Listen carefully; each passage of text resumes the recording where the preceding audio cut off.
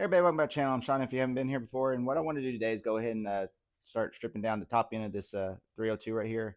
I got it out of a 2000 Explorer out of St. Louis Salvage in St. Louis, Oklahoma. And I just kind of want to assess the top end of it, see how clean it is and everything, see if I need to go deeper. Um, I already got bore scoped one of the pistons and the cross hatching looked excellent. So I'm also going to check the rest of those and see what other surprises I might find. And I'm going to clean up that 302 intake I bought, Edelbrock intake over here. I want to clean that up and put it back on there after I get everything ripped off. I'm not going to put no gaskets or anything yet. I just want to keep the dirt out of it, especially if it looks like it's going to be a good motor. So let me go ahead and set you up and get into this. All right, what I'm going to do right now is just use this wire brush and getting all the little crevices and everything and loosen it all up. Then I'm probably going to move on to taking the fittings out and then degreasing it and washing it from there.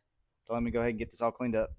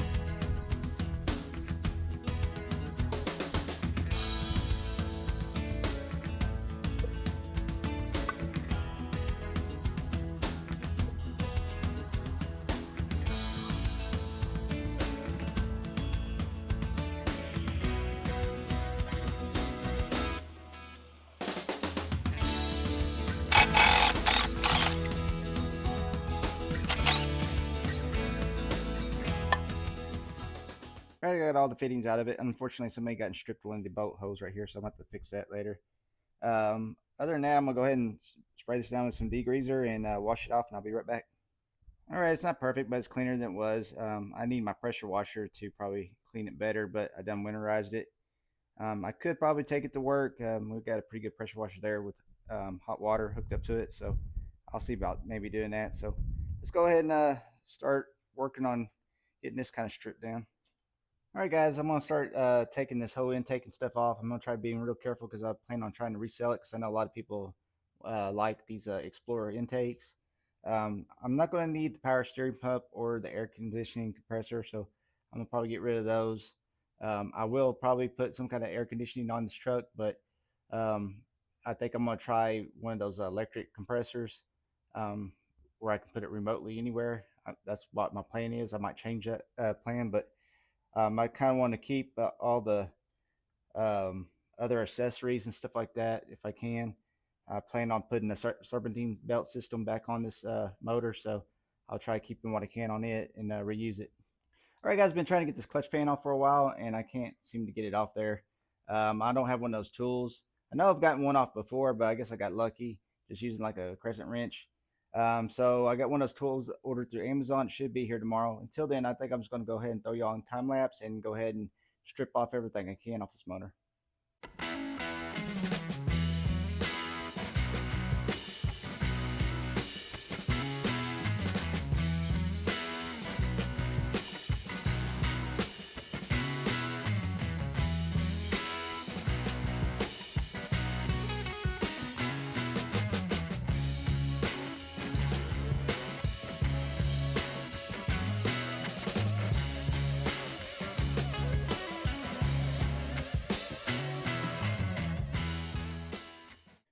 All right, guys, got a lot of it taken off right now. I still got a little bit more to go, but when I talked about this motor last time, I told you it was out of a Explorer that rode over.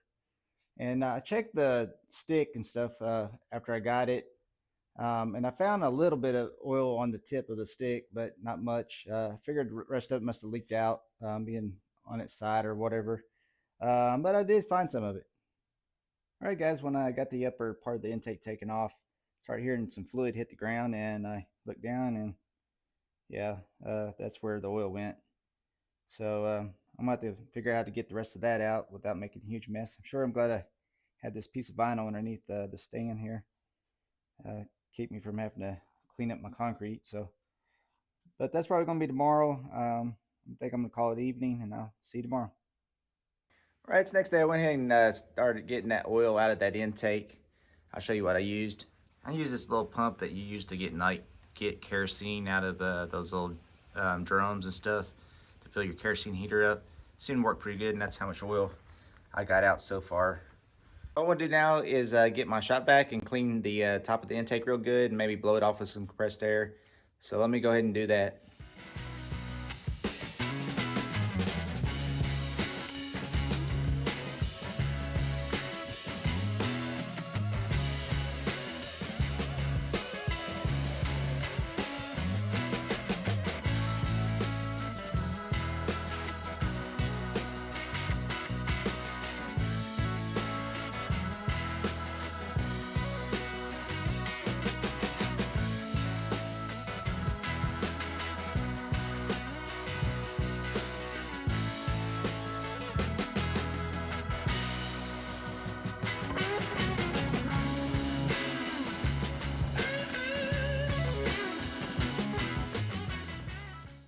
All right, guys, I got the intake off. I'm really pleased with what I'm seeing right now. Let me go ahead and show you. All right, guys, you can see right here, it's pretty clean. I did have to get in, suck some more oil out of this cylinder right here. It was full. But other than that, I'm pretty happy with this. Unfortunately, what tends to happen when you try taking the intake off, this bolt right here, it snapped off on me. And I think I've had that happen every time. I'm only taking 3 of these intakes off, I think, and each time it seems to break right there. So I'm about to get that out of there. I have been successful before. So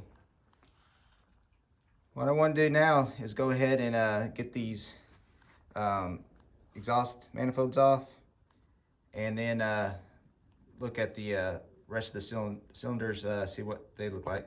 Put the intake and valve covers on. I got looking at these bolts for the exhaust manifolds, and they're pretty crusty, so I'm gonna use a wire wheel, and I didn't want to get any debris into the motor. So let me go ahead and get these all cleaned up and taken off, and I'll be back. All right, guys, got all the exhaust manifold bolts out. I did have one that fought me, snapped off the head of it, but luckily I was able to put 2 nuts on it and get it out. It was this one right here. It was behind this heat shield right here. So I don't know if that helped hold junk up next to it and caused it to rust real bad or what, but at least I was able to get it out. These are some weird looking exhaust manifolds. The shape of them is kind of crazy. So, but luckily they make aftermarket headers now, pretty available for this stuff. So I'll probably just throw some of those on there. Well, let me go ahead and get the socket to remove the spark plugs. I'm probably going to get a bowl too, because I'm sure these cylinders could have some oil in them. The one I did pull that day didn't have any in it, but I'm sure 1 or 2 might have a bunch of oil in it. So let me go ahead and do that, and I'll be back. All right, guys, let's go ahead and get these spark plugs taken out and see what the rest of the cylinders look like. All right, guys, here's the spark plugs. This is the front side of the motor to the back. I'm not the best at reading these things, but definitely they have some wear on them. So let's go ahead and get the camera and look down the cylinders. All right, guys, I want to see if I can show you what the cylinders look like. This is number 1. Kind of see the cross hatching looks really good. Top piston looks good.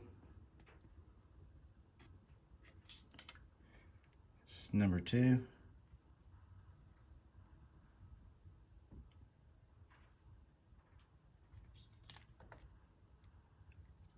3. So cylinder walls and everything look good. I don't know if I can kind of see the top of the valve right there.